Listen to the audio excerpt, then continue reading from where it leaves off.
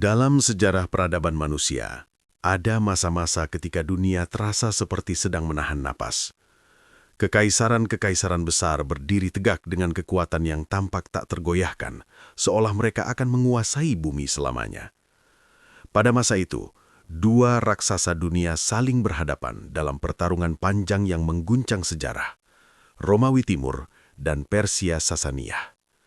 Perang demi perang terjadi di antara mereka, memakan waktu bertahun-tahun dan menelan korban yang tak terhitung jumlahnya. Di satu sisi, berdiri pasukan Bizantium dengan zirah baja yang berkilau di bawah matahari. Mereka membawa panji-panji kekaisaran yang telah berkuasa selama berabad-abad. Di sisi lain, pasukan Persia dengan kavaleri berat dan pasukan elitnya bergerak seperti badai yang menyapu daratan. Setiap pertempuran antara dua kekuatan ini mengguncang kota-kota, menghancurkan desa-desa, dan membuat dunia percaya bahwa masa depan akan selalu berada di tangan mereka. Namun sejarah seringkali menyimpan ironi yang tak terduga. Ketika seluruh perhatian dunia tertuju pada benturan dua kekaisaran besar itu, sebuah wilayah yang selama ini dianggap terpencil justru sedang melahirkan perubahan yang jauh lebih besar. Wilayah itu adalah Jazirah Arab, tanah yang keras, gersang, dan penuh badai pasir. Bagi banyak orang di luar sana, jazirah ini hanyalah hamparan gurun luas yang dihuni oleh kabilah-kabilah yang hidup berpindah-pindah. Tidak ada istana megah seperti di Konstantinopel, tidak ada tembok kota raksasa seperti di Persia, tidak pula pasukan dengan ribuan kuda perang yang berbaris dalam formasi sempurna. Yang ada hanyalah padang pasir yang tak berujung. Namun justru dari tanah yang dianggap tak berarti itulah, sebuah gelombang perubahan mulai bergerak perlahan. Gelombang yang tidak digerakkan oleh emas atau kekuasaan, tetapi oleh keyakinan.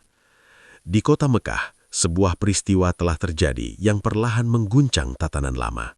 Seorang pria bernama Nabi Muhammad telah menyampaikan sebuah risalah yang menantang kepercayaan lama masyarakat Quraisy. Risalah tentang keesaan Tuhan, tentang keadilan, dan tentang kehidupan yang tunduk kepada Sang Pencipta. Awalnya, seruan itu hanya didengar oleh segelintir orang.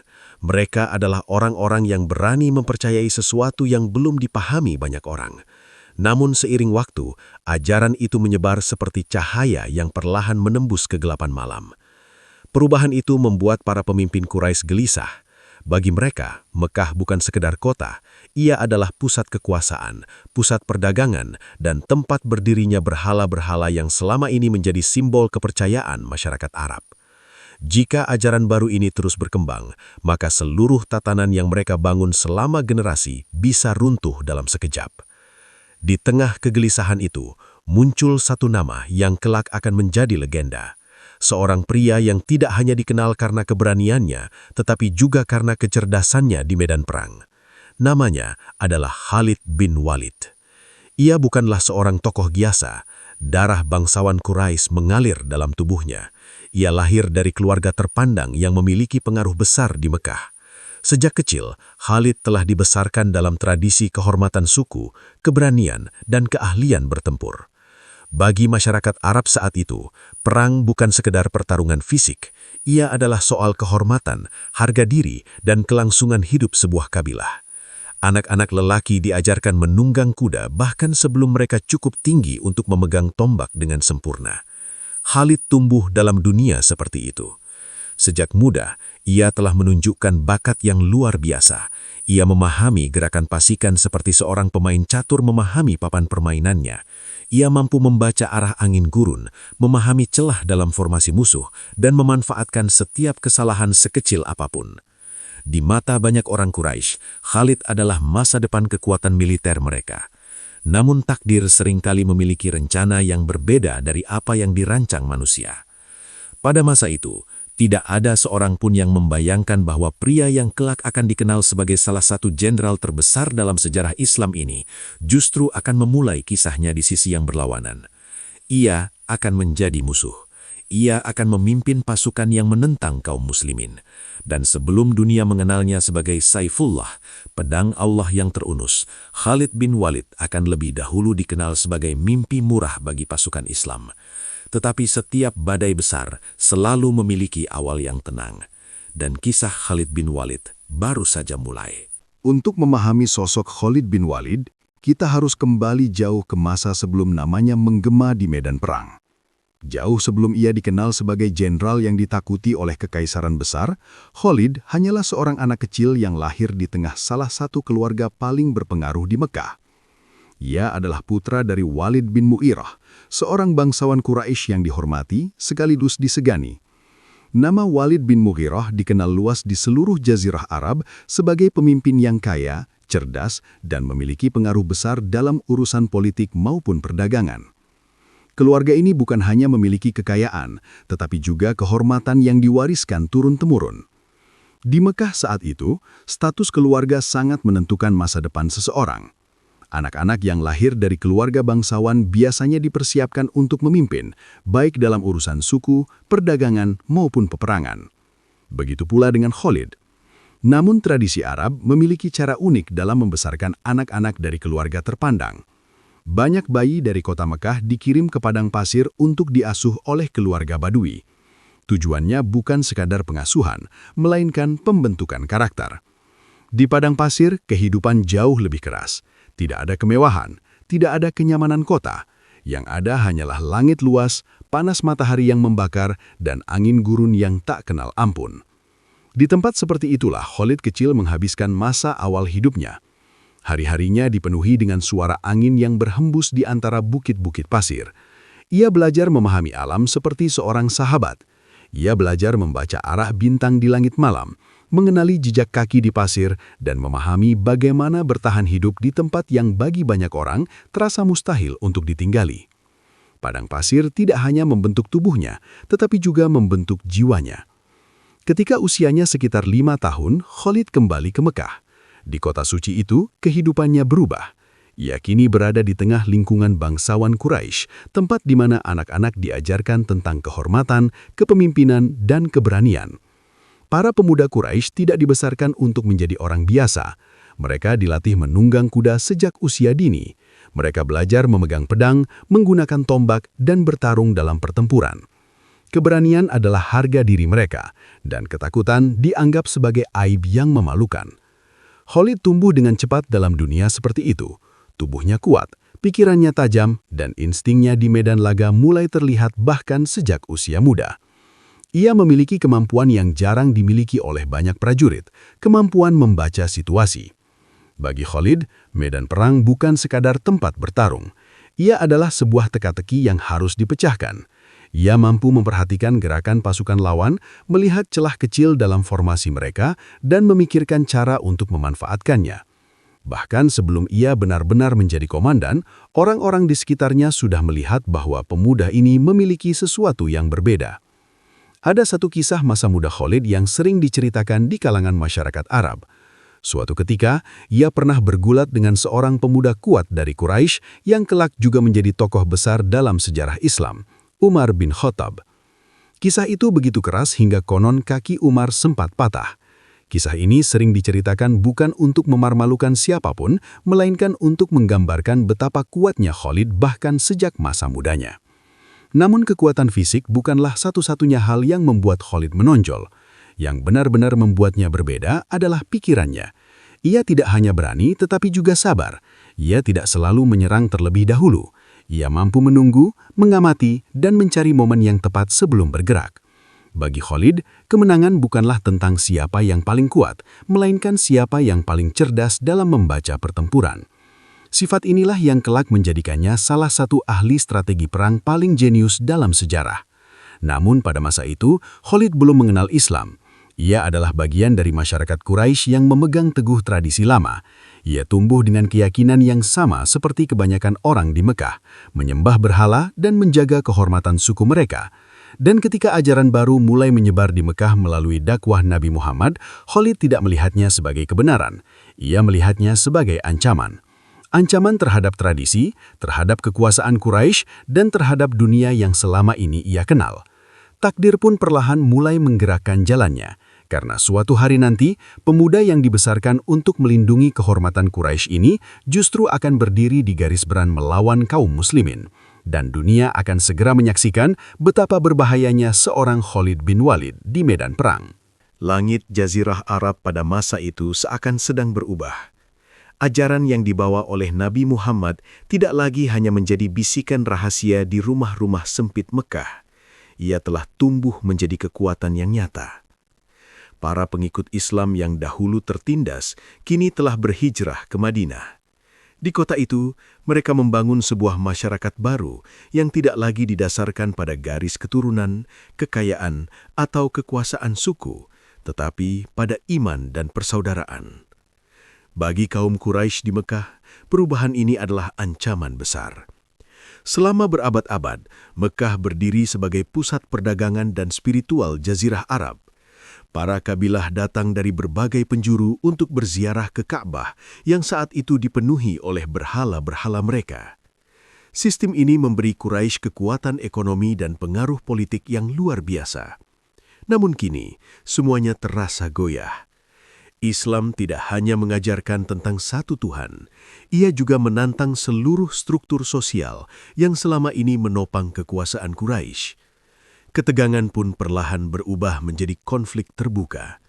Puncaknya terjadi pada sebuah pertempuran yang kelak akan menjadi salah satu titik balik terbesar dalam sejarah Islam, Perang Badar.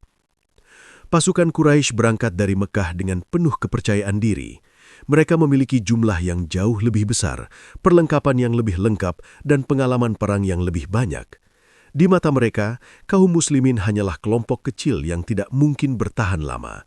Namun, realitas di Medan Badar berkata lain. Di tengah padang pasir yang sunyi itu, sesuatu terjadi yang sulit dijelaskan oleh logika militer biasa. Pasukan Muslim yang jumlahnya jauh lebih sedikit justru berhasil mengalahkan pasukan Quraisy. Kemenangan itu mengguncang seluruh Jazirah Arab. Banyak tokoh penting Quraisy gugur di medan perang, termasuk salah satu pemimpin paling berpengaruh mereka, Abu Jahal. Kekalahan ini bukan hanya kerugian militer, tetapi juga pukulan besar terhadap harga diri Quraisy. Di Mekah, suasana berkabung menyelimuti banyak rumah. Salah satu orang yang merasakan dampak dari peristiwa itu adalah Khalid bin Walid. Meski ia tidak berada langsung di medan Badar, berita tentang kekalahan Quraisy sampai kepadanya dengan cepat. Lebih dari sekedar kekalahan, ada sesuatu yang jauh lebih menyakitkan baginya. Saudaranya sendiri, Walid bin Walid, tertawan oleh kaum muslimin. Bagi seorang pria Quraisy, berita seperti itu terasa seperti luka yang dalam. Kehormatan keluarga adalah segalanya. Mengetahui bahwa saudaranya berada dalam tangan musuh membuat hati Khalid dipenuhi kemarahan dan kebingungan. Bagaimana mungkin kaum muslimin bisa menang? Bagaimana mungkin sekelompok orang yang beberapa tahun sebelumnya hidup dalam tekanan dan penganiayaan kini mampu menumbangkan pasukan Quraisy? Pertanyaan itu terus berputar di dalam pikirannya. Dengan tekad yang kuat, Khalid akhirnya berangkat menuju Madinah. Ia membawa sekantung emas untuk menebus saudaranya yang tertawan. Perjalanan itu tidak hanya panjang secara fisik, tetapi juga berat secara emosional. Ketika akhirnya ia berhasil membawa Walid pulang, Khalid mengira semuanya telah selesai. Namun kenyataan yang ia temukan justru jauh lebih mengejutkan. Di mata saudaranya, ada sesuatu yang berbeda. Bukan ketakutan, bukan rasa malu, justru ada ketenangan yang aneh, seolah ia telah menemukan sesuatu yang lebih berharga daripada kebebasan itu sendiri. Ketika Khalid mengetahui bahwa saudaranya telah memeluk Islam, kemarahannya meledak. Baginya, ini bukan sekedar perubahan keyakinan. Ini terasa seperti pengkhianatan terhadap keluarga, terhadap Quraisy, dan terhadap dunia yang selama ini mereka kenal. Namun jawaban Walid tidak datang dengan kemarahan. Dengan suara yang tenang, ia berkata bahwa ia telah menemukan kebenaran, bahwa Islam bukan sekedar ajaran baru, melainkan jalan hidup yang membawa kedamaian bagi jiwa. Kata-kata itu menggantung di udara seperti gema yang tidak mau hilang. Khalid tidak langsung menjawab, namun untuk pertama kalinya, sebuah keraguan kecil mulai muncul di dalam hatinya. Keraguan yang pada saat itu masih terlalu kecil untuk diakui, tetapi cukup kuat untuk mulai mengusik pikirannya. Dan tanpa ia sadari, peristiwa Perang Badar tidak hanya meninggalkan luka bagi Quraisy, ia juga menanamkan sebuah pertanyaan yang suatu hari nanti akan mengubah seluruh hidup Khalid bin Walid. Setelah kekalahan telak Quraisy dalam Perang Badar, Luka kehormatan Mekah belum juga sembuh. Kota itu seperti bara yang tertutup abu, tenang di permukaan, tetapi menyimpan kemarahan yang membara di dalamnya. Para pemimpin Quraisy bersumpah untuk membalas kekalahan itu. Bagi mereka, Badar bukan sekadar kekalahan militer. Ia adalah penghinaan. Banyak pemimpin besar Quraisy gugur di medan perang, dan nama mereka kini dikenang sebagai korban dari sebuah peristiwa yang tak pernah mereka bayangkan sebelumnya. Maka, rencana balas dendam pun disusun dengan hati-hati. Pasukan besar dikumpulkan, senjata dipersiapkan, kuda-kuda perang dilatih untuk menghadapi pertempuran berikutnya. Tidak ada lagi ruang untuk kegagalan. Di antara para komandan yang ikut dalam persiapan perang itu, berdirilah seorang pria yang semakin dikenal karena kecerdasannya dalam membaca medan pertempuran, Khalid bin Walid. Saat itu Khalid belum memeluk Islam. Ia masih berada di barisan Quraisy dan tekadnya untuk mengalahkan kaum muslimin sangat kuat. Ia memahami bahwa kekalahan di Badar telah mengguncang kebanggaan sukunya. Baginya, perang berikutnya adalah kesempatan untuk mengembalikan kehormatan itu. Pasukan Quraisy akhirnya bergerak menuju Madinah dengan kekuatan besar. Tujuan mereka jelas, menghancurkan kaum muslimin dan membuktikan bahwa Badar hanyalah sebuah keberuntungan sementara. Pertemuan kedua kekuatan ini terjadi di sebuah tempat yang kelak dikenal dalam sejarah sebagai Perang Uhud. Medan Uhud memiliki karakter yang unik. Di satu sisi berdiri gunung Uhud yang besar dan kokoh. Di sisi lain terdapat lembah yang cukup luas untuk menjadi arena pertempuran. Nabi Muhammad memahami bahwa posisi medan sangat penting. Beliau menempatkan sekitar 50 pemanah di sebuah bukit kecil bernama Ainain untuk menjaga bagian belakang pasukan muslim. Pesannya sangat jelas. Jangan tinggalkan posisi kalian apapun yang terjadi. Jika kaum muslimin menang, mereka tetap harus bertahan di sana. Jika kaum muslimin kalah, mereka juga tidak boleh turun membantu. Bukit itu adalah kunci pertahanan pasukan muslim. Di sisi lain medan perang, Khalid mengamati semuanya dengan teliti. Sebagai komandan kavaleri Quraisy, tugasnya adalah mencari celah dalam formasi musuh. Namun setiap kali ia mencoba mendekat dengan pasukan kudanya, hujan anak panah dari para pemanah muslim di atas bukit menghentikan mereka. Serangan kavaleri yang biasanya menjadi senjata paling mematikan, kini terasa seperti terkunci. Khalid tidak gegabah. Ia tidak memaksakan serangan yang sia-sia. Sebaliknya, ia memilih untuk mengamati. Matanya terus menyapu medan pertempuran, mencari perubahan sekecil apapun yang bisa dimanfaatkan. Sementara itu, pertempuran di lembah mulai berpihak kepada kaum muslimin. Pasukan Quraisy mulai mundur. Banyak dari mereka kehilangan formasi dan mencoba melarikan diri dari medan laga. Bagi sebagian prajurit muslim, kemenangan tampak sudah berada di depan mata. Di atas bukit Ainain, para pemanah melihat sesuatu yang menggoda. Di lembah, harta rampasan mulai terlihat. Senjata, perisai, dan barang-barang milik Quraisy berserakan di tanah. Sebagian dari mereka mulai berpikir bahwa perang telah selesai.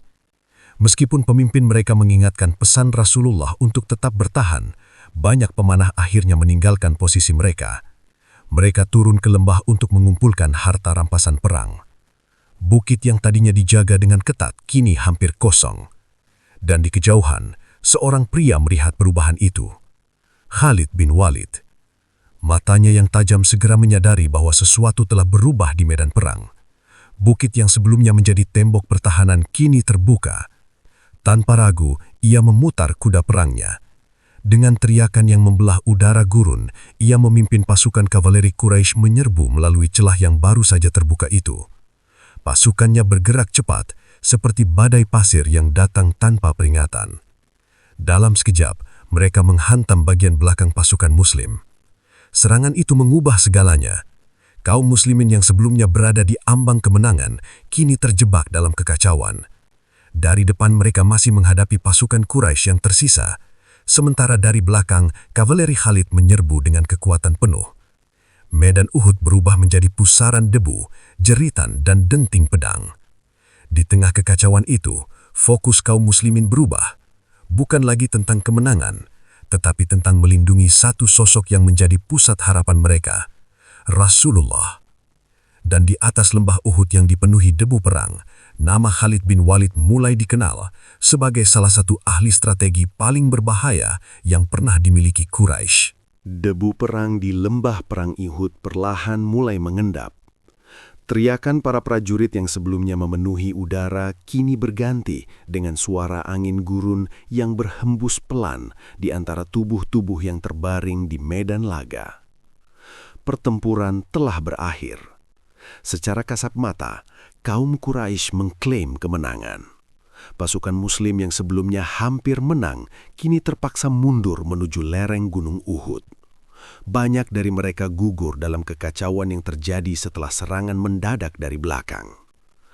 Di antara para komandan Quraisy yang berdiri di medan itu, terdapat sosok yang baru saja memainkan peran penting dalam perubahan jalannya pertempuran, Khalid bin Walid. Serangan kavaleri yang ia pimpin telah memecah formasi kaum muslimin dan mengubah kemenangan yang hampir diraih menjadi tragedi yang menyakitkan. Bagi banyak orang Quraisy, ini adalah momen pembalasan yang telah lama dinanti sejak kekalahan pahit di Perang Badar. Mereka melihatnya sebagai pemulihan kehormatan suku mereka.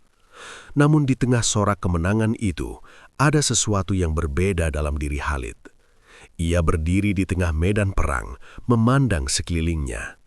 Tanah yang tadi siang bergetar oleh derap kuda, kini dipenuhi tubuh-tubuh yang tak lagi bergerak. Beberapa adalah prajurit Quraisy, banyak lainnya adalah kaum muslimin yang gugur dalam pertempuran sengit itu. Di antara mereka terdapat salah satu tokoh besar Islam, Hamzah bin Abdul Muthalib. Ia dikenal sebagai singa Allah, seorang pejuang yang keberaniannya dihormati bahkan oleh musuh-musuhnya.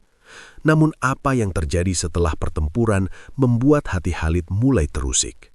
Beberapa orang Quraisy yang dipenuhi amarah mulai memperlakukan jenazah kaum muslimin dengan cara yang kejam.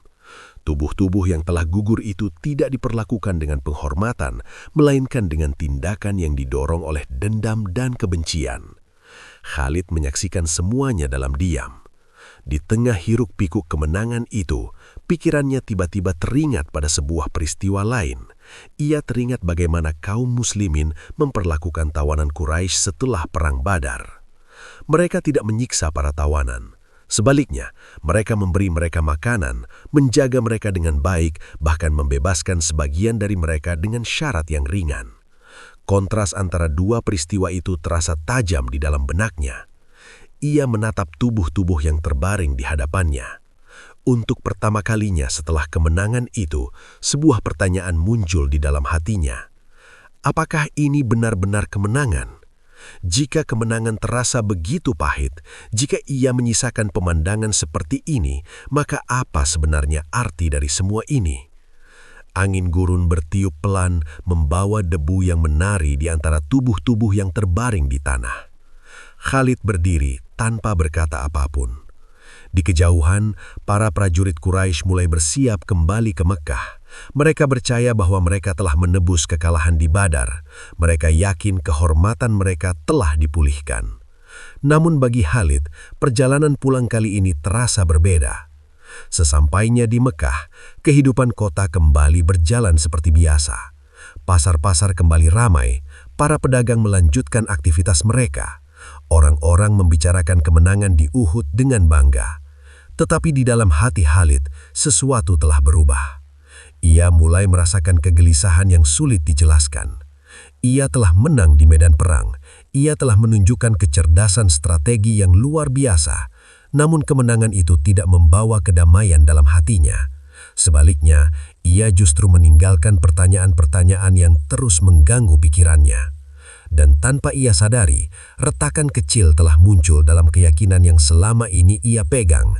Retakan yang suatu hari nanti akan semakin melebar.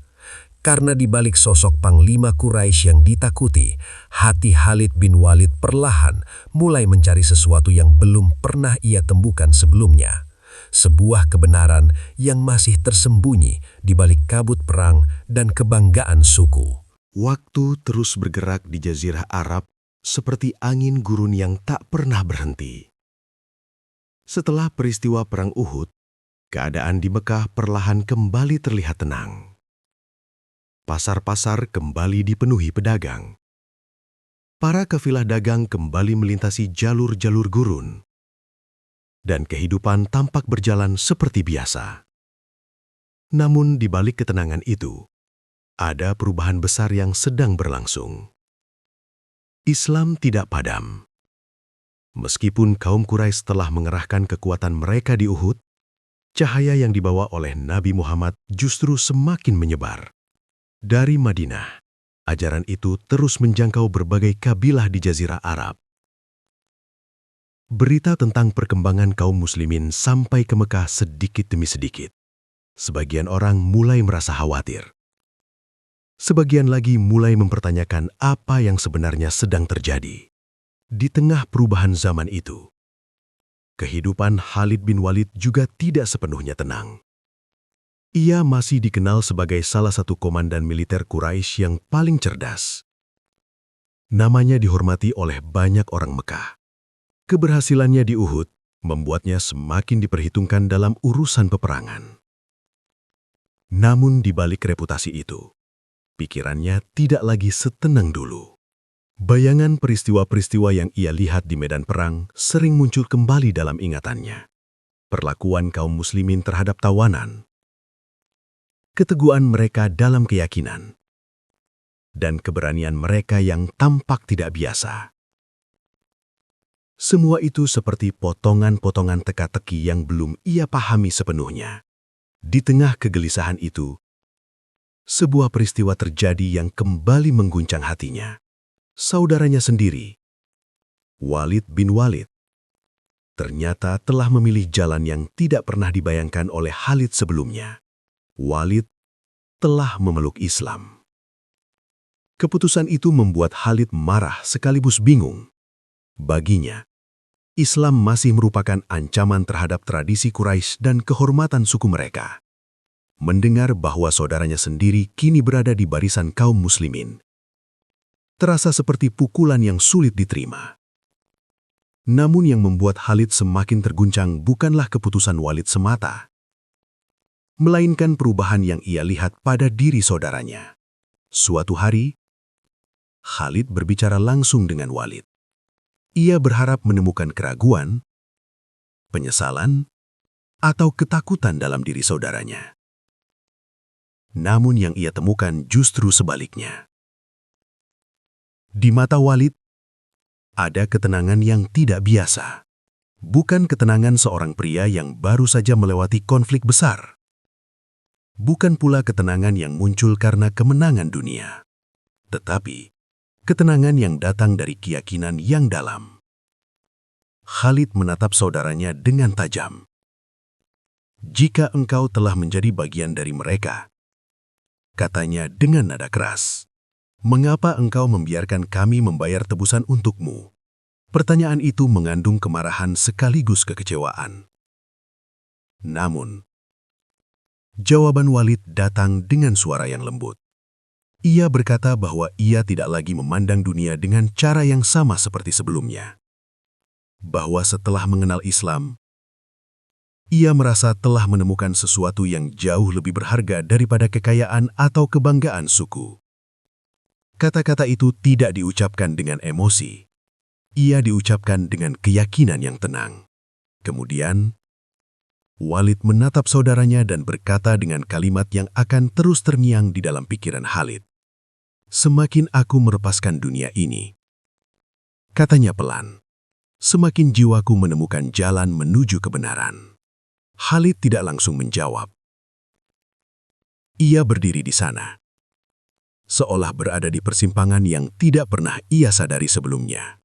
Di satu sisi, ada Mekah, kota kelahirannya, tempat kehormatan sukunya, dan dunia yang selama ini ia kenal. Di sisi lain, ada Madinah, kota yang menjadi pusat ajaran baru yang semakin kuat. Saat itu, Khalid belum siap menerima perubahan.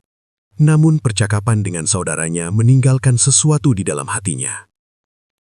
Sebuah benih kecil yang belum tumbuh, tetapi mulai tertanam.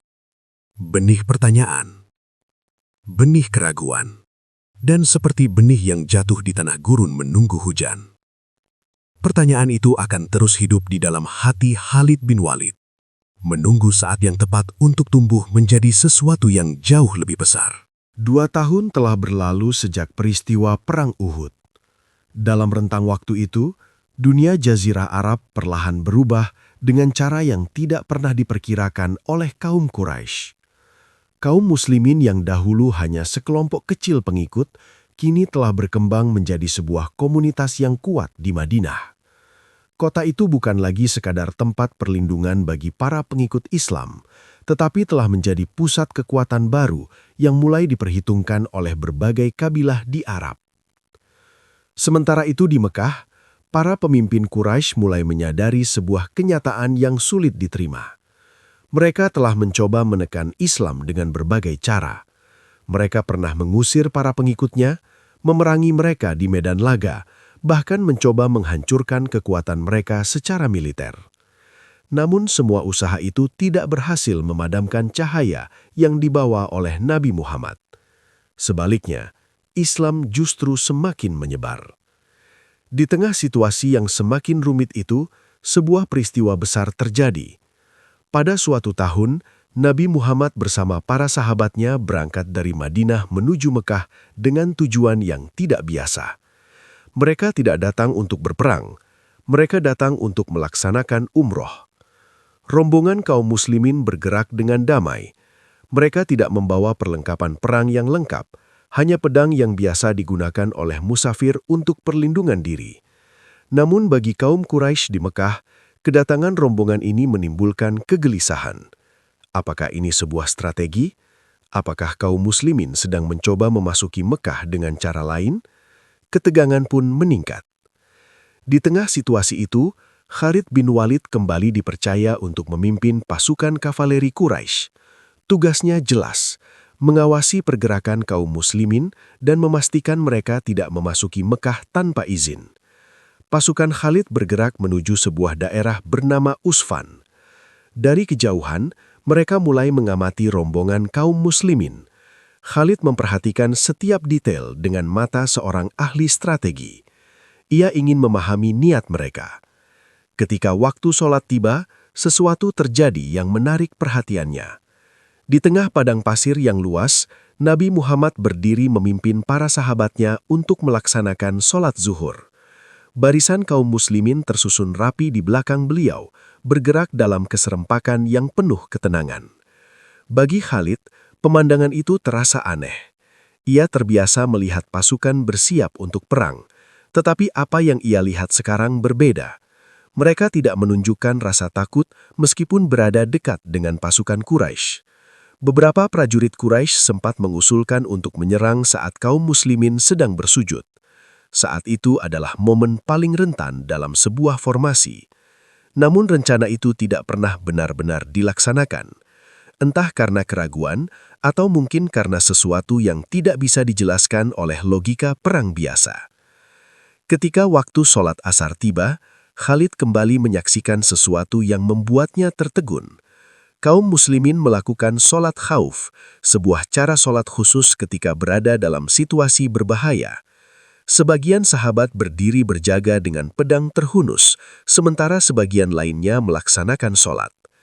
Kemudian mereka bergantian. Gerakan mereka teratur, disiplin, dan penuh ketenangan. Khalid memperhatikan semuanya dengan serius. Sebagai seorang ahli strategi, ia memahami betul arti dari disiplin pasukan. Namun apa yang ia lihat saat itu terasa berbeda dari sekadar taktik militer. Ada sesuatu yang lebih dalam. Para prajurit itu bukan hanya patuh kepada pemimpin mereka. Mereka tampak tunduk kepada sesuatu yang lebih besar dari sekadar perintah manusia.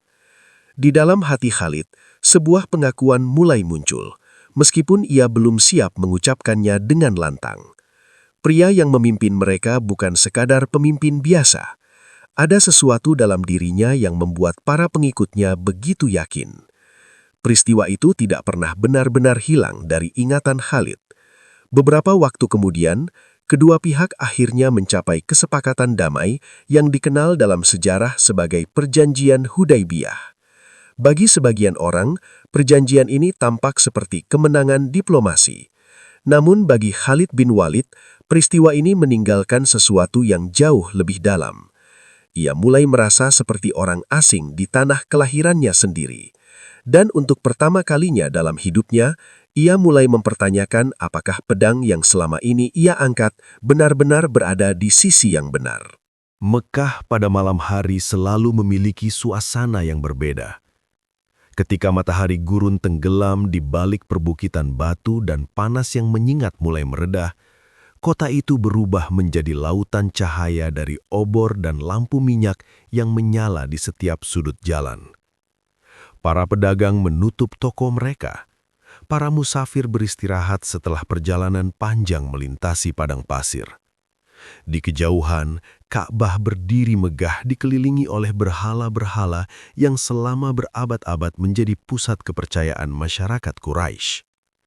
Namun di tengah ketenangan malam itu, ada seorang pria yang tidak menemukan kedamaian. Ia adalah Khalid bin Walid. Beberapa tahun terakhir telah mengubah banyak hal dalam hidupnya.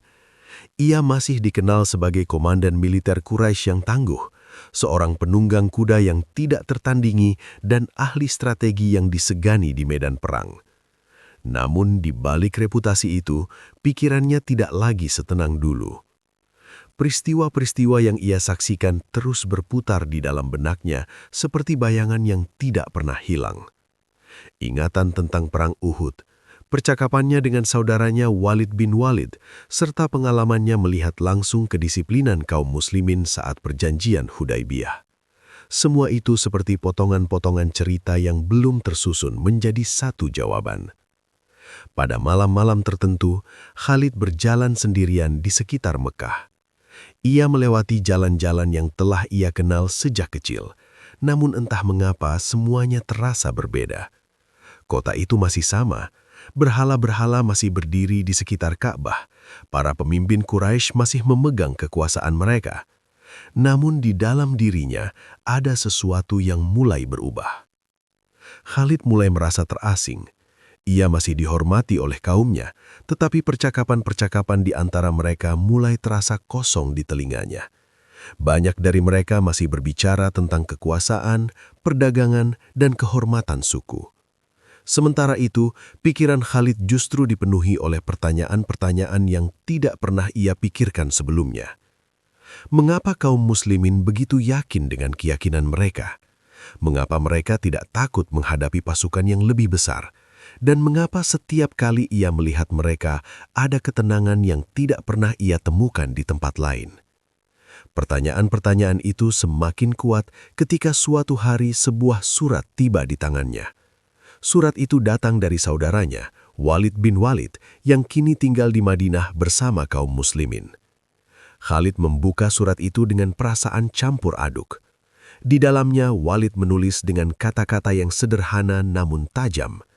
Ia mengatakan bahwa Khalid adalah orang yang cerdas, seorang pria yang memiliki kemampuan untuk melihat sesuatu lebih jauh daripada kebanyakan orang. Karena itulah ia merasa heran mengapa Khalid belum juga memahami kebenaran yang ia lihat. Walid juga menyampaikan sesuatu yang membuat Khalid terdiam lama. Ia mengatakan bahwa Nabi Muhammad sering menanyakan tentang dirinya, bukan dengan kebencian, bukan dengan kemarahan, tetapi dengan harapan. "Wahai saudaraku," tulis Walid dalam surat itu, "sungguh aneh jika orang secerdas dirimu belum mengenal Islam. Rasulullah sering menanyakan tentangmu.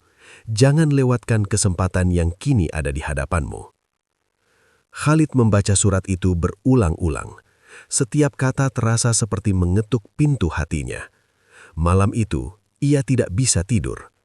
Ia berjalan keluar dari rumahnya dan menatap langit gurun yang dipenuhi bintang. Angin malam bertiup pelan membawa aroma pasir yang dingin.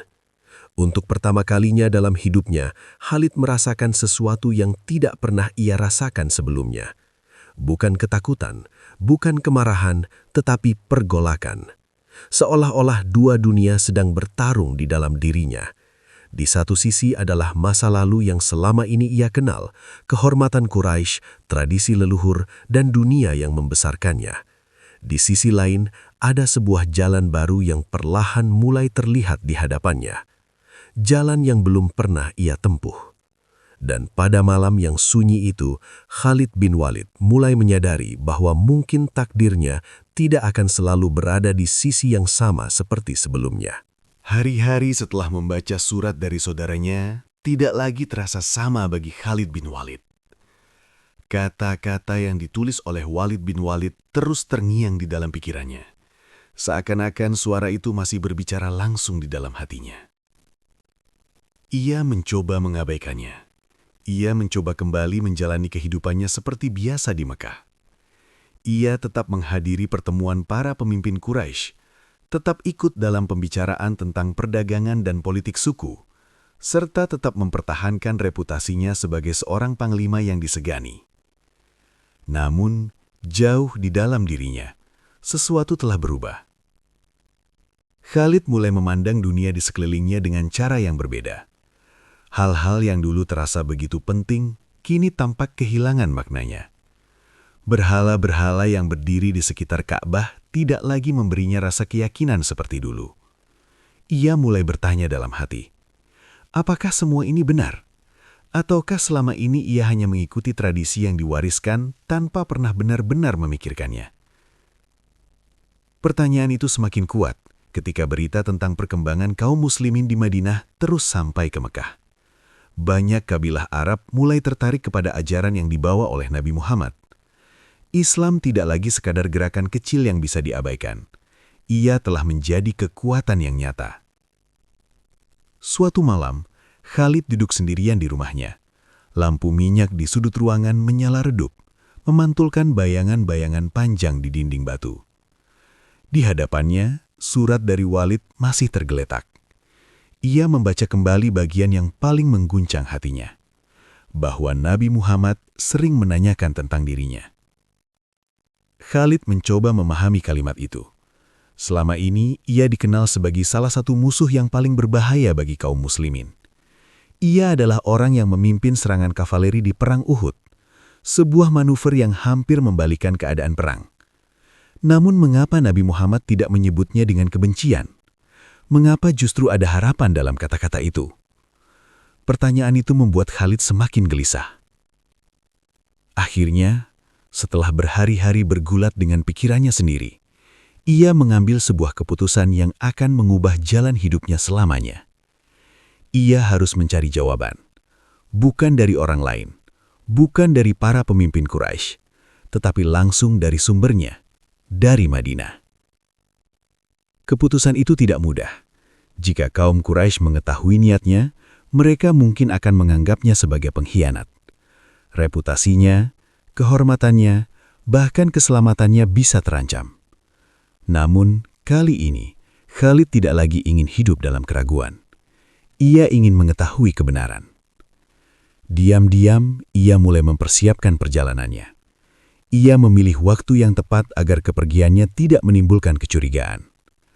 Beberapa perlengkapan perjalanan ia siapkan dengan hati-hati. Suatu pagi sebelum matahari terbit, ketika Mekah masih diselimuti keheningan, Khalid meninggalkan kota kelahirannya. Ia menunggang kudanya menuju arah utara, ke jalur gurun yang mengarah ke Madinah. Langkah kudanya menimbulkan suara pelan di atas pasir gurun yang dingin. Di sepanjang perjalanan itu, pikirannya dipenuhi berbagai kemungkinan. Ia tidak tahu bagaimana kaum muslimin akan menerimanya. Ia juga tidak tahu apa yang akan terjadi ketika ia bertemu langsung dengan Nabi Muhammad. Namun ada satu hal yang ia rasakan dengan sangat jelas. Untuk pertama kalinya dalam hidupnya, ia merasa sedang berjalan menuju sesuatu yang benar. Perjalanan itu tidak hanya membawa Khalid melintasi padang pasir, ia juga membawa dirinya melintasi batas antara masa lalu dan masa depan. Dan tanpa ia sadari sepenuhnya, setiap langkah yang ia ambil di atas pasir gurun itu sedang membawanya semakin dekat kepada takdir besar yang telah menantinya sejak lama. Perjalanan menuju Madinah terasa panjang bagi Khalid bin Walid. Gurun terbentang luas di hadapannya, dengan hamparan pasir yang seolah tidak memiliki ujung. Angin padang pasir berhembus pelan, membawa butiran pasir yang berkilau di bawah cahaya matahari pagi. Namun, perjalanan itu bukan sekedar perjalanan fisik. Ia adalah perjalanan hati. Setiap langkah kudanya membawa Khalid semakin jauh dari Mekah, kota tempat ia dilahirkan dan dibesarkan. Di sana, ia pernah berdiri sebagai salah satu pembela paling kuat bagi kaum Quraisy. Di sana pula, ia pernah mengangkat pedang melawan kaum muslimin di berbagai pertempuran. Kini, ia meninggalkan semuanya di belakang. Di tengah perjalanan itu, Khalid bertemu dengan beberapa orang yang ternyata memiliki tujuan yang sama. Salah satunya adalah Amr bin As, seorang tokoh Quraisy yang dikenal cerdas dan berpengaruh. Keduanya saling memandang dengan penuh keheranan. Khalid tidak menyangka akan bertemu dengan Amr di jalur menuju Madinah. "Kemana engkau pergi?" tanya Amr dengan nada penuh rasa ingin tahu. Khalid tersenyum tipis sebelum menjawab dengan jujur, "Aku pergi untuk mencari kebenaran." Jawaban itu cukup bagi Amr untuk memahami maksudnya. Ternyata Amr juga sedang menuju Madinah dengan tujuan yang sama. Ia telah lama memperhatikan perkembangan Islam dan mulai menyadari bahwa ajaran itu tidak mungkin dihentikan oleh kekuatan manusia. Dalam perjalanan itu, mereka juga bertemu dengan Utsman bin Talhah yang juga sedang menuju Madinah. 3 pria dari Quraisy itu kini berjalan bersama di tengah padang pasir, menuju kota yang dahulu mereka anggap sebagai pusat kekuatan musuh. Perjalanan mereka dipenuhi percakapan panjang. Mereka membicarakan masa lalu, peperangan yang pernah mereka hadapi, serta perubahan besar yang sedang terjadi di Jazirah Arab. Semakin mereka berbicara, semakin jelas bahwa ketiganya sedang menuju keputusan yang sama. Beberapa hari kemudian, kota Madinah mulai terlihat di kejauhan. Berbeda dengan Mekah yang dikelilingi pegunungan batu, Madinah dipenuhi oleh kebun-kebun kurma yang hijau. Udara terasa lebih sejuk, dan kehidupan di kota itu tampak tenang. Ketika mereka memasuki kota, kabar tentang kedatangan mereka segera sampai kepada Nabi Muhammad. Para sahabat menyambut mereka dengan penuh rasa ingin tahu. Banyak di antara mereka yang terkejut melihat Khalid dan Amr datang ke Madinah tanpa membawa pasukan. Bagi sebagian sahabat, kedatangan mereka terasa seperti sebuah kejutan besar. Tak lama kemudian, Khalid akhirnya berdiri di hadapan Nabi Muhammad. Momen itu terasa sangat berbeda dari semua pertemuan yang pernah ia bayangkan sebelumnya. Tidak ada kemarahan di wajah Nabi. Tidak ada sikap permusuhan. Yang ada justru senyuman yang hangat. Nabi Muhammad memandang Khalid dengan penuh ketenangan, seolah-olah beliau telah lama menunggu kedatangannya. Beliau berkata dengan suara yang lembut namun jelas, "Aku mengetahui bahwa akalmu yang cerdas suatu hari akan membawamu kepada Islam." Kata-kata itu membuat Khalid terdiam. Semua kegelisahan yang ia rasakan selama bertahun-tahun seakan menemukan jawabannya dalam satu pertemuan itu. Tanpa ragu lagi, Khalid melangkah maju. Dengan penuh kesadaran, ia mengucapkan kalimat yang menjadi gerbang bagi kehidupan barunya. Syahadat. Ia bersaksi bahwa tidak ada Tuhan selain Allah dan bahwa Nabi Muhammad adalah utusannya. Pada saat itu, salah satu panglima perang paling tangguh di Jazirah Arab telah berubah arah. Pedang yang dulu pernah diangkat untuk melawan Islam kini akan digunakan untuk membela agama tersebut. Para sahabat yang menyaksikan peristiwa itu merasa sangat gembira. Bagi mereka, keislaman Khalid bukan sekedar bertambahnya satu orang pengikut. Ia adalah tanda bahwa hati manusia bisa berubah ketika kebenaran akhirnya menemukan jalannya. Dan pada hari itu, sejarah baru pun dimulai bagi Khalid bin Walid, sebuah perjalanan yang kelak akan menjadikannya salah satu panglima terbesar dalam sejarah Islam. Setelah hari ketika Khalid bin Walid mengucapkan syahadat di hadapan Nabi Muhammad, hidupnya berubah sepenuhnya. Pria yang dahulu dikenal sebagai salah satu musuh paling tangguh bagi kaum muslimin, kini berdiri di barisan yang sama dengan mereka. Perubahan itu tidak hanya terlihat dalam keyakinannya, tetapi juga dalam sikap dan tujuannya. Khalid menyadari bahwa masa lalunya dipenuhi oleh pertempuran melawan kaum muslimin. Ia pernah memimpin pasukan Quraisy di berbagai peristiwa besar, termasuk manuver kavaleri yang menentukan dalam Perang Uhud. Kini, ia berdiri di sisi yang berbeda. Namun, alih-alih memandang masa lalunya dengan penyesalan yang melemahkan, Khalid justru menjadikannya sebagai dorongan untuk berbuat lebih baik di masa depan. Sejak hari pertama keislamannya, ia menunjukkan kesungguhan yang luar biasa. Ia banyak belajar dari para sahabat yang telah lama bersama Nabi Muhammad. Ia mempelajari ajaran Islam, memahami nilai-nilai yang dahulu belum pernah ia kenal, dan berusaha memperbaiki dirinya. Para sahabat melihat keseriusan itu. Mereka juga menyadari bahwa Khalid memiliki kemampuan militer yang luar biasa. Ia bukan hanya seorang prajurit yang berani, tetapi juga seorang ahli strategi yang mampu membaca situasi perang dengan sangat cepat. Tak lama setelah keislamannya, kesempatan bagi Khalid untuk menunjukkan kemampuannya datang. Pada tahun ke-8 Hijriah, sebuah pasukan Muslim dikirim ke wilayah Syam dalam sebuah ekspedisi yang kemudian dikenal sebagai Perang Mu'tah. Pasukan Muslim saat itu berjumlah sekitar 3.000 orang. Mereka dipimpin oleh beberapa sahabat besar yang ditunjuk langsung oleh Nabi Muhammad. Namun di medan perang, keadaan berubah dengan cepat. Pasukan Muslim harus menghadapi kekuatan besar dari pasukan Kekaisaran Bizantium yang didukung oleh sekutu-sekutu Arab mereka. Jumlah musuh jauh lebih besar, dan pertempuran berlangsung dengan sangat sengit. Dalam pertempuran itu, para pemimpin pasukan Muslim gugur satu persatu. Pertama adalah Zaid bin Harithah. Setelah itu, kepemimpinan berpindah kepada Ja'far bin Abi Thalib, yang juga gugur setelah bertempur dengan keberanian luar biasa. Kemudian, komando dipegang oleh Abdullah bin Rawahah, yang akhirnya juga syahid di medan perang. Pasukan Muslim kini berada dalam situasi yang sangat berbahaya. Mereka kehilangan para pemimpin utama, sementara pasukan musuh masih sangat kuat. Pada saat itulah, para prajurit Muslim memilih Khalid bin Walid untuk mengambil alih komando. Keputusan itu bukan tanpa alasan. Mereka tahu bahwa Khalid memiliki kemampuan militer yang luar biasa. Khalid menerima tanggung jawab itu dengan cepat. Ia memahami bahwa pertempuran yang mereka hadapi tidak mungkin dimenangkan dengan cara biasa. Dengan kecerdasannya sebagai ahli strategi, Khalid segera menyusun rencana untuk menyelamatkan pasukan.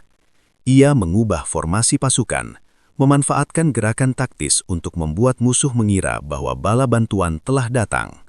Manuver-manuver itu berhasil mengacaukan barisan musuh dan memberi kesempatan bagi pasukan Muslim untuk mundur secara teratur. Pertempuran itu berlangsung sangat keras. Diceritakan bahwa pada hari itu, Khalid mematahkan beberapa pedang di tangannya karena begitu sengitnya pertempuran. Namun, berkat strategi yang ia susun, pasukan Muslim akhirnya berhasil keluar dari medan perang tanpa kehancuran total. Ketika kabar tentang pertempuran itu sampai ke Madinah, Nabi Muhammad menjelaskan kepada para sahabat apa yang telah terjadi. Pada saat itulah, beliau menyebut Khalid dengan sebuah gelar yang akan dikenang sepanjang sejarah. Beliau berkata bahwa Khalid adalah Saifullah, pedang Allah yang terhunus. Sejak saat itu, nama Khalid bin Walid tidak lagi dikenal sebagai Panglima Perang Quraisy. Ia kini dikenal sebagai salah satu panglima besar dalam sejarah Islam, seorang pria yang menggunakan keberanian dan kecerdasannya untuk membela agama yang dahulu pernah ia lawan. Setelah peristiwa Perang Mu'tah, nama Khalid bin Walid semakin dikenal di kalangan kaum muslimin. Gelar Saifullah, pedang Allah yang diberikan oleh Nabi Muhammad, bukanlah sekedar sebutan kehormatan. Gelar itu menjadi simbol dari tanggung jawab besar yang kini dipikul oleh Khalid. Ia bukan lagi seorang panglima Quraisy yang bertempur demi kehormatan suku. Kini, ia berjuang demi sebuah keyakinan. Sejak saat itu, Khalid semakin sering berada di garis depan berbagai peristiwa penting yang terjadi di Jazirah Arab. Ia dikenal sebagai komandan yang tegas, namun juga sangat cerdas dalam membaca situasi. Namun, perjalanan seorang pejuang tidak selalu dipenuhi kemenangan tanpa ujian. Salah satu peristiwa yang menjadi ujian bagi Khalid terjadi setelah pembebasan kota Mekah dalam penaklukan Mekah. Setelah kota itu berada di bawah kepemimpinan Islam, Nabi Muhammad mengirim beberapa pasukan kecil ke berbagai wilayah untuk mengajak kabilah-kabilah Arab menerima Islam secara damai. Salah satu tugas itu diberikan kepada Khalid bin Walid. Ia memimpin sekelompok pasukan menuju sebuah kabilah yang dikenal sebagai Bani Jathimah. Tujuan awal dari perjalanan itu sebenarnya adalah dakwah, mengajak mereka memahami Islam. Namun, ketika Khalid dan pasukannya tiba, terjadi kesalahpahaman yang serius. Sebagian anggota kabilah tersebut mengucapkan kalimat yang terdengar tidak jelas mengenai keislaman mereka. Sebagian prajurit Khalid menafsirkan ucapan itu sebagai tanda bahwa mereka belum menerima Islam. Situasi pun menjadi tegang. Dalam kekacauan itu, beberapa tindakan keras terjadi yang kemudian disesali oleh banyak pihak. Ketika kabar tentang kejadian itu sampai kepada Nabi Muhammad di Madinah, beliau sangat berduka. Nabi Muhammad mengangkat kedua tangannya dan berdoa kepada Allah. Beliau berkata bahwa beliau tidak menyetujui tindakan yang terjadi terhadap kabilah tersebut. Kata-kata itu sampai kepada Khalid. Bagi seorang prajurit yang sangat menghormati Rasulullah, kabar itu terasa sangat berat. Khalid menyadari bahwa keputusan yang diambil di medan lapangan bisa membawa dampak besar bagi orang lain. Peristiwa itu menjadi pelajaran yang sangat mendalam baginya. Khalid tidak berusaha membela diri dengan keras. Ia memahami bahwa sebagai seorang pemimpin, ia harus belajar dari setiap kesalahan yang terjadi. Sejak saat itu, ia semakin berhati-hati dalam mengambil keputusan. Ia memahami bahwa kekuatan tidak selalu berarti kemenangan. Kadang-kadang, kebijaksanaan dan kesabaran jauh lebih penting daripada pedang.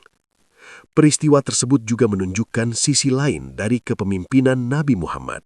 Beliau tidak segan menegur bahkan orang-orang yang paling berjasa sekalipun jika terjadi kesalahan. Namun teguran itu bukan untuk menjatuhkan. Teguran itu adalah bagian dari pendidikan bagi para sahabat. Bagi Khalid, pengalaman itu justru memperkuat tekadnya untuk menjadi seorang pemimpin yang lebih bijaksana.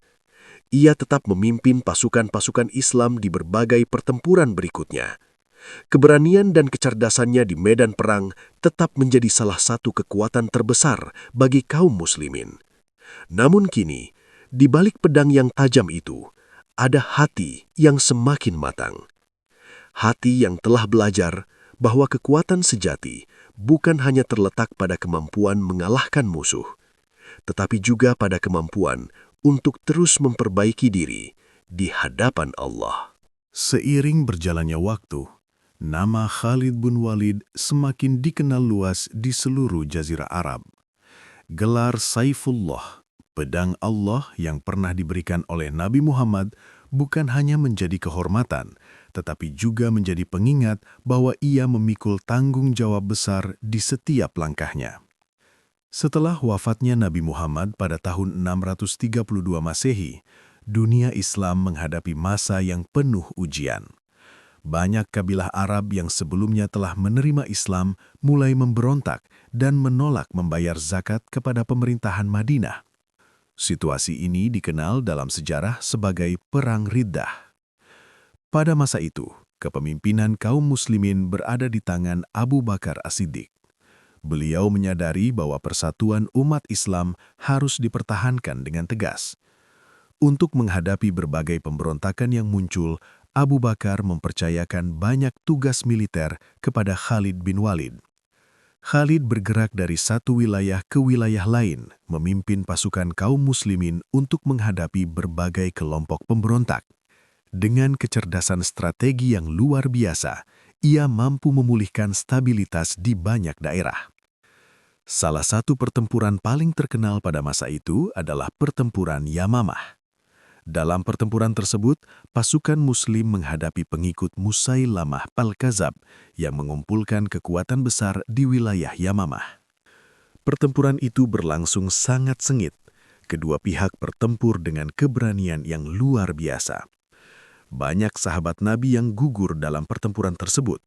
Namun pada akhirnya, pasukan Muslim berhasil meraih kemenangan dan pemberontakan itu dapat dihentikan. Keberhasilan ini semakin mengukuhkan reputasi Khalid sebagai salah satu panglima perang paling berbakat pada zamannya. Namun, perjalanan besar Khalid tidak berhenti di Jazirah Arab. Setelah keadaan di dalam negeri stabil, pemerintahan Islam mulai menghadapi dua kekuatan besar dunia saat itu, Kekaisaran Persia dan Kekaisaran Bizantium. Kedua kekaisaran tersebut telah lama menjadi penguasa wilayah luas di Timur Tengah. Namun, pasukan Muslim yang dipimpin oleh para panglima seperti Khalid mulai bergerak menuju wilayah-wilayah tersebut. Khalid memimpin beberapa ekspedisi penting ke wilayah Irak yang saat itu berada di bawah kekuasaan Persia. Dalam berbagai pertempuran, ia menunjukkan kemampuan strategi yang luar biasa. Pasukannya seringkali berjumlah jauh lebih kecil dibandingkan pasukan musuh, tetapi kecerdikan taktik yang ia gunakan mampu mengubah jalannya peperangan. Salah satu ciri khas Khalid adalah kemampuannya bergerak cepat. Ia sering memindahkan pasukan melintasi gurun dengan rute yang tidak terduga, sehingga musuh kesulitan memperkirakan arah serangan. Kisah-kisah tentang keberaniannya mulai menyebar luas. Bagi para prajuritnya, Khalid bukan hanya seorang komandan. Ia adalah pemimpin yang selalu berada di garis depan. Ia menanggung bahaya yang sama dengan para prajuritnya, bahkan seringkali berada di barisan paling depan dalam pertempuran. Namun, di balik semua kemenangan itu, Khalid tidak pernah menganggap dirinya sebagai pahlawan yang tak terkalahkan. Ia selalu mengingat bahwa kemenangan bukan datang dari kekuatan manusia semata, melainkan dari pertolongan Allah. Dan selama ia memimpin pasukan Islam di berbagai medan perang, Khalid bin Walid terus berusaha menjaga niatnya bahwa pedang yang ia angkat bukan untuk kejayaan pribadi, melainkan untuk membela kebenaran yang telah ia pilih dengan sepenuh hati. Seiring berjalannya waktu, nama Khalid bin Walid semakin dikenal di berbagai wilayah yang berada di bawah pengaruh kaum muslimin. Dari Jazirah Arab hingga wilayah Irak dan Syam, kisah tentang keberanian dan kecerdasannya di medan perang tersebar luas. Banyak orang memandangnya sebagai panglima yang hampir tidak pernah kalah. Namun, perjalanan hidup Khalid menunjukkan bahwa kemuliaan seorang pemimpin tidak hanya diukur dari kemenangan di medan perang. Setelah wafatnya Abu Bakar As-Siddiq, kepemimpinan umat Islam berpindah kepada Umar bin Khattab. Umar dikenal sebagai pemimpin yang tegas dan sangat berhati-hati dalam mengatur urusan pemerintahan. Pada masa itu, pasukan kaum muslimin sedang melakukan ekspansi ke wilayah Syam yang berada di bawah kekuasaan Kekaisaran Bizantium. Khalid bin Walid memimpin banyak pertempuran penting di wilayah tersebut. Salah satu pertempuran paling terkenal adalah pertempuran Yarmuk. Dalam pertempuran itu, pasukan Muslim menghadapi tentara Bizantium yang jumlahnya jauh lebih besar. Khalid menggunakan berbagai strategi cerdas untuk mengatur pasukannya. Ia membagi pasukan menjadi beberapa unit kecil yang dapat bergerak cepat dan saling membantu ketika situasi berubah di medan perang. Pertempuran berlangsung selama beberapa hari dengan sangat sengit. Namun pada akhirnya, pasukan Muslim berhasil meraih kemenangan besar. Kemenangan di Yarmuk menjadi salah satu titik penting dalam sejarah Islam karena membuka jalan bagi kaum muslimin untuk menguasai wilayah Syam. Namun di tengah berbagai keberhasilan itu, sebuah keputusan penting datang dari Madinah. Khalifah Umar bin Khattab memutuskan untuk mengganti Khalid bin Walid dari posisi panglima tertinggi pasukan. Bagi banyak orang, keputusan itu terasa mengejutkan. Khalid adalah panglima yang sangat berhasil di medan perang. Banyak prajurit sangat menghormatinya. Namun, Umar memiliki alasan yang dalam. Ia tidak ingin kaum muslimin mulai bergantung pada satu orang panglima saja. Ia ingin semua orang memahami bahwa kemenangan datang dari pertolongan Allah, bukan dari kemampuan satu individu. Ketika kabar itu sampai kepada Khalid, banyak orang menunggu reaksinya. Sebagian mengira ia akan marah. Sebagian lagi mengira ia akan merasa kecewa. Namun yang terjadi justru sebaliknya. Khalid menerima keputusan itu dengan penuh ketenangan. Ia tidak membantah. Ia tidak menunjukkan kemarahan. ia tetap melanjutkan perjuangannya sebagai seorang prajurit biasa di bawah komando panglima yang baru. Bagi Khalid, tujuannya bukanlah jabatan. Ia tidak berperang untuk menjadi pemimpin yang terkenal. Ia berjuang demi Islam. Dalam salah satu ucapannya yang terkenal, Khalid berkata bahwa ia tidak peduli apakah ia memimpin pasukan atau menjadi seorang prajurit biasa. Selama ia bisa berjuang di jalan Allah, itu sudah cukup baginya. Sikap itu membuat banyak prajurit semakin menghormatinya. Seorang pria yang telah memimpin banyak kemenangan besar ternyata mampu melepaskan jabatan tanpa rasa dendam. Hal itu menunjukkan bahwa kebesaran Khalid bukan hanya terletak pada keberaniannya di medan perang, tetapi juga pada kerendahan hatinya. Ia memahami bahwa kehidupan di dunia hanyalah perjalanan sementara, dan selama perjalanan itu, yang paling penting bukanlah kehormatan manusia, melainkan keridhaan Allah. Tahun-tahun berlalu sejak masa kejayaan peperangan yang dipimpin oleh Khalid bin Walid. Dari berbagai medan perang di Jazirah Arab hingga wilayah Syam dan Irak, namanya telah menjadi bagian dari sejarah besar dunia Islam. Ia pernah memimpin pasukan dalam berbagai pertempuran penting melawan kekuatan besar seperti Kekaisaran Bizantium dan Kekaisaran Persia. Strateginya yang cerdas serta keberaniannya di medan perang membuatnya dihormati oleh kawan maupun lawan. Namun seperti semua manusia, perjalanan hidup Khalid pada akhirnya menuju sebuah akhir yang tenang.